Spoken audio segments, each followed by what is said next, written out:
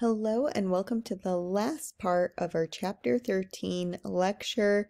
We will be covering the last 9 slides in this video. So we left off Chapter 13 talking about the different second messengers within skeletal muscle. And so this figure 1310, shows us the time points of these secondary messengers and how long it takes for them to be secreted. So we see that endurance training is going to lead to an increase in mitochondrial biogenesis just within the first few seconds of that endurance training. We will see that we will have an increase first within those primary signals, the primary messengers here. As we exercise, we have an increase in calcium. We're starting to get an increase in free radicals and our AMP and ATP. Then within the first few minutes, we'll start to see these secondary signals will start to become involved, and we will see an increase within our muscle fibers of calcineurin, our calmodulin dependent kinases, our AMPK, K for kinase, our P38, which is our mitogen activated kinase, as well as NFKB, which stands for our nuclear factor kappa. And then within hours, we will start to see our levels of PGC1 alpha start to increase, and our process of the mitochondrial biogenesis is going to continue. Now, the mitochondrial volume is going to take place within a few days of that training, and that will be a gradual process as training proceeds. Next, let's take a look at the links between muscle and systemic physiology. We have biochemical adaptations that are going to take place as we go through our endurance training. And so we can do this by decreasing the sympathetic nervous system response. And as a result, we are going to decrease our epinephrine and norepinephrine within our body. And in turn, we start to see a decrease within our cardiovascular system, a decrease within our heart rate, and a decrease within ventilation. Now, to illustrate some of this, we're going to take a look at this study here, where one leg training study is illustrating that our afferent signals, meaning our sensory signals from a muscle that is trained, are going to lower following training. So let's take a look at each of the components here. We have our epinephrine, I should say plasma epinephrine here being measured, our plasma norepinephrine, our blood lactate, our ventilation, as well as our heart rate. And in the green here, we are looking at our trained leg, which was trained for 13 endurance training sessions. And following that, we are then going to have training of the other leg for 5 sessions.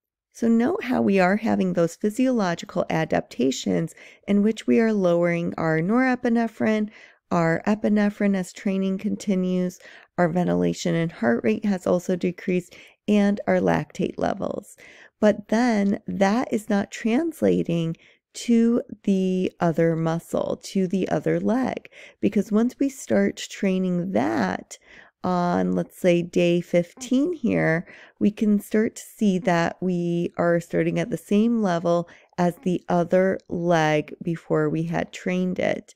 And then, of course, as we're training it, we do see a decrease within each of these components. But the overall note to take home here is that we are not able to have training of one area of musculature transfer over to the other. And we can attribute this to some of the material that we had learned in chapter 9 and 10, where we know that both our central and peripheral neural influences are going to work to increase our heart rate, ventilation, when we have a demand for oxygen as we exercise. And so we are having that demand within one side of our, or one leg, I should say, not one side of our leg, but one leg. And so we are getting that neural input, that sensory signal, that afferent signals going to our brain centers and activating it. We get our motor task that is originating there and going to the muscle, telling it to contract. And on the other side, we are not getting that same neural input, and that's why we start at the base levels. And so how do we have the heart rate and ventilation continue to be reduced as we go through training? Well, what happens is when we're training our muscles, we are going to produce things like hydrogen ions, making our pH more acidic, and lactate. And so our group 3 and group 4 afferents, meaning our sensory nerves, are going to send a lot of signals, that's what all the pluses are for here, to our cardiorespiratory control centers. And that tells our heart to contract faster and also our respiratory rate to be at a high level. But as we continue to train, our body becomes more efficient. And so we are going to get our reduced levels of lactate and hydrogen ion. And so we're not going to have as great of an afferent signal going back to our cardiorespiratory control centers because we're better able to create homeostasis within our muscle, within our mitochondria. So we send minimal signals, and that keeps our heart rate more steady as well as our respiratory rate, our ventilation, you could say. We also see something similar in our central control of our motor unit recruitment and control of the heart rate and our ventilation during exercise.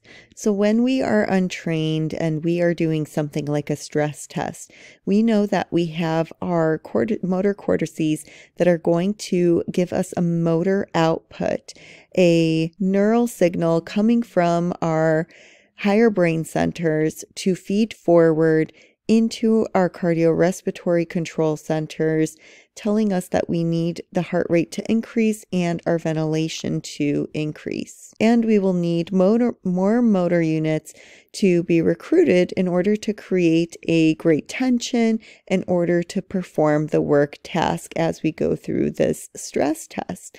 But through endurance training, we do not necessarily need to have our higher brain centers send that feed forward mechanism in order to increase our cardiorespiratory response for the task that we are trying to perform. And this is because through our training, we have an improved muscle fiber oxidative capacity, and we're able to reduce the number of motor units that we need in order to perform a prolonged moderate intensity type of exercise.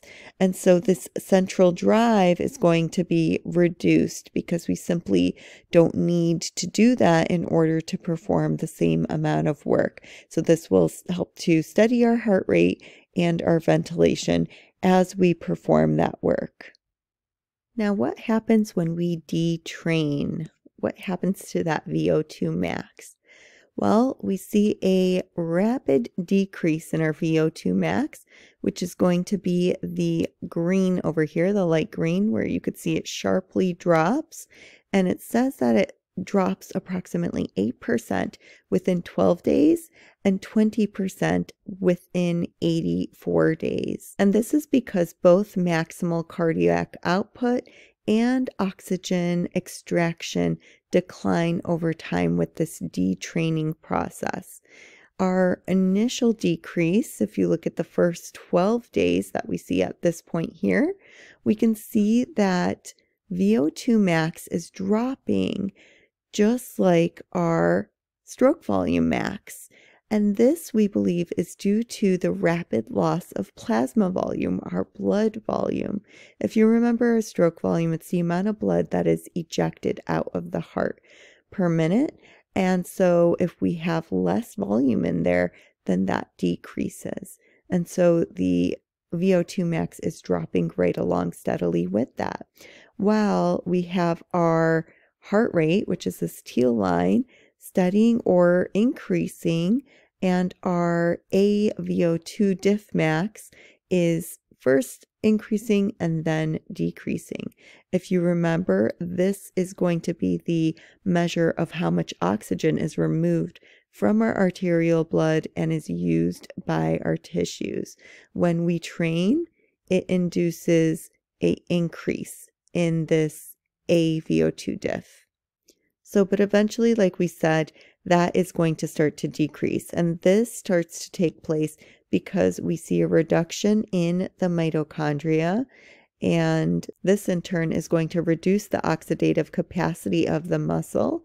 And we also start to see a decrease in our type 2A fibers and an increase in the type 2X fibers, which would be our glycolytic fibers. We see that once we start retraining, that we are going to have a quick adaptation. So as we start training again, we are going to be able to increase the mitochondria volume. So when we first started doing our endurance training, our mitochondria increased at the onset of that training and doubled in about 5 weeks. But within 1 week, we saw that the detraining resulted in a loss of about 50% of what we had gained. So again, here's our untrained level versus when we stop and we start detraining. It went down about half the way. At that point, if we start retraining again, we are able to regain that loss, that 50% loss, in about 3 to 4 weeks of training. So this leads us to believe, because we have this increase in mitochondrial content so quickly, that there might be some truth to the fact that skeletal muscle has a memory. So you may have heard of muscle memory.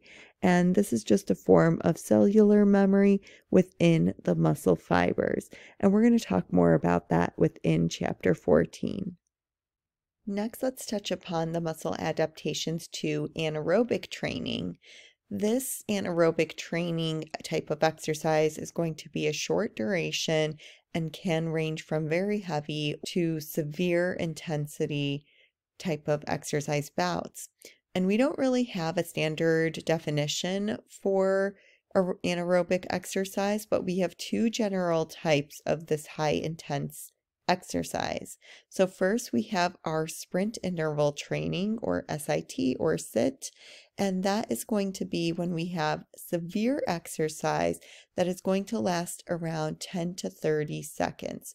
So usually we think of this as having more of a shorter all-out type of work bout, and that is going to be at about 100% VO2 max, whereas our high-intensity interval training, or HIIT type of exercise, is very heavy and lasts about 60 to 240 seconds. And so we'll work in a range that is about 80 to 100% VO2 max. And so think about the energy systems that each of these are going to utilize. With SIT, because they are short, let's say we do it within 10 seconds, we are definitely going to use our ATP phosphocreatine system, or our phosphagen system, to supply our ATP. Whereas with HIIT, we are going to use a combination of our ATP-PC system as well as glycolysis. And we will even have about 30% of our energy production come from aerobic processes. So I guess I got a little bit ahead of myself, because our SIT training here, like I said, will have to do a lot with our ATP-PC system, especially if we're closer to 10 seconds. But if we move that time frame to closer to 20 to 30 seconds, then we'll also utilize our glycolysis process. With HIIT training, we said because we're going to go into that 60-second range or more, we're going to still largely use our anaerobic sources, so ATP and PC systems and glycolysis. and let's correct that spelling. And then the remainder, which would be 30%, would be our aerobic processes. And how are we going to have SIT help create muscle adaptations for our aerobic training? It's going to improve that muscle's buffering capacity, and it does this by increasing both the intracellular buffers and the hydrogen ion transporters. And by doing that, we are able to protect it from getting the exercise-induced decrease within pH, so making it more acidic. So all in all, by having the exercise in place, we are going to utilize this to be able to improve the muscle buffer capacity. We'll also see that there will be a hypertrophy within our type 2 muscle fibers, and that is really only going to take about 4 weeks of training in order to have this take place. And so we increase the fiber size by being able to synthesize muscle contractile proteins, and this will then in turn give us a rise within muscle strength. And we do this by increasing the amount of enzymes that are used within the ATP-PC system, as well as glycolysis. And the last thing we'll mention about SIT is that with high intensity interval training that was greater than 60 seconds or near or above VO2 max, we will get mitochondrial biogenesis. So when we do our short bouts of SIT, about 5 to 10 seconds, we aren't really going to see an increase in mitochondrial volume in the muscle fiber because we are only really working within our ATP-PC system and glycolysis, but we will get a creation of some new mitochondria. So that is it for your Chapter 13 lecture. Please let me know if you have any questions.